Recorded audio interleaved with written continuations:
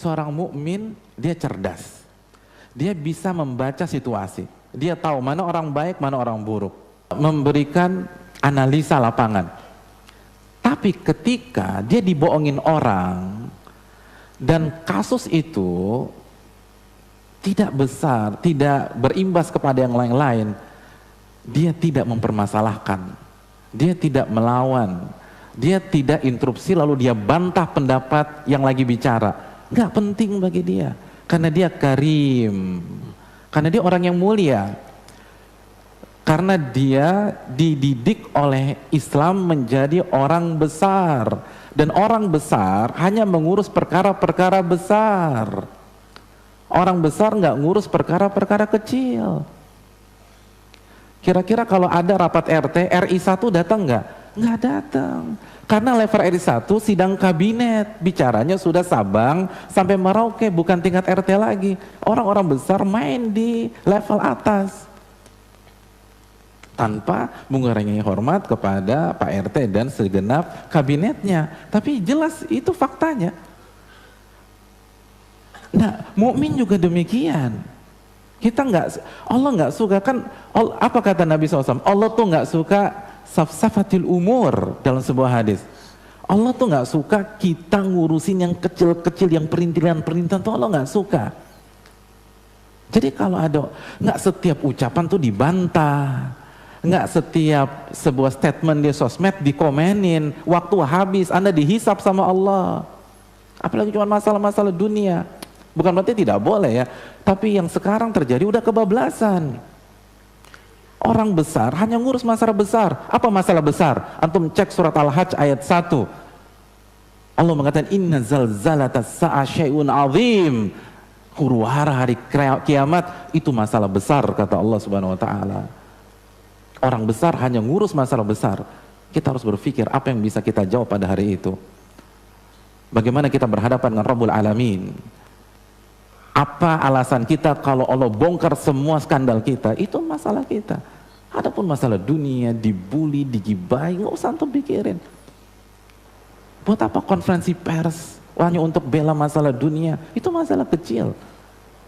Masalah kecil itu masalah dunia. Bukan saya mengatakan, Nabi yang mengatakan laukanati dunia ta'dilu indallahi janaha ba'udah masaqa kafira syurbatan ma. Kalau dunia itu senilai dengan 1 dari 2 sayap nyamuk, orang kafir tidak akan Allah berikan minum. Sehingga maksudnya apa? Maksudnya ketika kita melihat orang kafir bisa menikmati dunia, bahkan orang terkaya pertama di dunia orang kafir, orang terkaya kedua di dunia orang kafir, itu menunjukkan dunia nggak ada artinya dan lebih rendah dari 1 dari 2 sayap nyamuk. Itu masalah rendah. Jangan sampai membuat galau hati kita. Jangan sampai seluruh pembicaraan kita di sosmed gara-gara dunia. Jangan masalah gara-gara dunia akhirnya bantah-bantahan sama orang.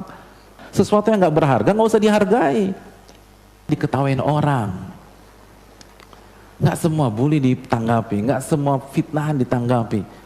Makanya Nabi difitnah 13 tahun, nggak pernah ada press conference tuh. Mohon maaf saya Muhammad itu nggak benar, saya dibilang dukun, ini data medis saya normal semua, nggak ada. Nggak ada data medis, nggak ada tes DNA, nggak ada ini, nggak ada itu, enggak. 13 tahun difitnah orang gila, difitnah dukun, santai. Dunia itu kayak parfum aja, antum pakai, jangan antum telen, mati antum, keracunan. Oke. Iya, antum keracunan. Kalau antum masukkan ke dalam diri antum keracunan. Antum pakai aja. Orang mukmin itu nggak bahas masalah rendahan, nggak penting bagi dia. Tapi kalau udah bicara dosa, bicara adab kubur, bicara berhadapan dengan mungkar dan nakir, iya, dia pay attention di sana. Dia akan dengar. Dia tahu dia akan berhadapan dengan Allah. Di benaknya ada sebuah hadis riwayat Imam Tirmidzi, la tazulu qadama 'abdin yaumal qiyamah hatta yus'ala an arba. Tidak akan beranjak kaki seorang hamba kecuali dia ditanya tentang 4 perkara. Wa an umrihi fima afnah. Dia akan ditanya tentang waktunya, usianya bagaimana dia habiskan. Dalam riwayat wa an syababiha fima ablah, dia akan ditanya tentang waktu mudanya. Itu waktu muda dari balik sampai 40 tahun akan Allah bongkar sehabis-habisnya. Klub mana aja yang udah kita kunjungi, pub mana saja yang sudah kita kunjungi, daftar cewek kita itu diinterogasi semua, atau cowok-cowok kita diinterogasi semua dibongkar sehabis-habisnya. Wa an syababiha fima ablah, apa yang sudah masuk ke dalam tubuh kita itu di audit semua, mulai dari pil koplo, gorila, sampai sabu, sampai semua dibongkar. Masa muda dihabisi oleh Allah Subhanahu wa taala kecuali kita bertobat kepadanya.